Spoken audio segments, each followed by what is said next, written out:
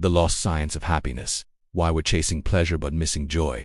The official World Happiness Report reveals a paradox. India, despite being wealthier and more developed, ranks below countries ravaged by terrorism, poverty, and war. This forces a fundamental question: what truly creates happiness? We've all seen people living joyfully on modest means and others, despite crores in the bank, perpetually stressed about cars, shopping, or Mumbai's sky-high real estate.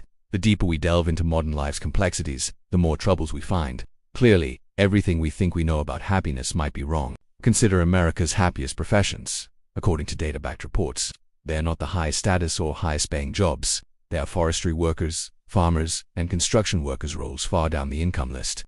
This proves happiness has a different secret. Fortunately, neuroscience has finally decoded this formula, allowing us to literally create our own happiness. Historian Yuval Noah Harari suggests that Stone Age humans, living 40,000 to 3 million years ago, were likely happier than modern humans. They lived the way nature designed us to live. Ignoring this design is why even 5-year-olds now need stress relief toys. The evolutionary blueprint of feeling: the key lies in our evolutionary past. Around 540 million years ago, the Cambrian explosion led to the first complex brains in our ancient ancestors, like haikuchis. Unlike earlier robot-like organisms that only had reflex actions, these creatures developed a centralized nervous system. This system could process external information and create an internal chemical state, the birth of emotions like fear, hunger, and drive. This brain ran on a chemical operating system of neurotransmitters: glutamate, GABA, and monoamines like dopamine and serotonin. These same chemicals still shape every mood and experience we have today. The great neurochemical misunderstanding. We often idolize dopamine as the pleasure chemical, but this is a critical misconception. Dopamine does not create pleasure. It creates wanting and motivation. The actual sensory pleasure from a sweet apple bite or favorite music comes from hedonic hotspots in the brain that release natural opioids, endorphins. Pleasure and happiness are different. Pleasure is a short, intense rush, a spike that inevitably leads to a come-down. Happiness, what Greek philosophers called eudaimonia, is a peaceful, stable state of well-being and fulfillment, resilient to life's ups and downs. The hedonic treadmill. Chasing dopamine-driven pleasure creates a trap. Research shows that overpursuit decouples the pleasure and dopamine systems. You keep wanting the experience, ordering the same greasy food, idealizing a crush even when it stops giving real pleasure. This endless chase leads to stress, anxiety, and ultimately, unhappiness. Addictive drugs are an extreme example, stimulating these same pathways but destroying lives. The real hero: serotonin and the purpose code. The neurotransmitter most linked to sustained happiness is serotonin. It evolved billions of years ago to create homeostasis, a feeling of balance and well-being. Later, as humans started living in tribes, a major problem emerged: selfishness and aggression threatened group survival. Serotonin-linked brain regions expanded to promote feelings of calm, contentment, and cooperation. It became the glue for social integration. This is why social rejection hurts so much. It drops serotonin levels, which the brain interprets as severe stress. Clinically, low serotonin is linked to depression. Treated with SSRIs and the advice to go out, socialize. The modern imbalance: dopamine versus serotonin. Visualize your emotional state as a neutral baseline. A hedonic pleasure spike feels great but is fleeting.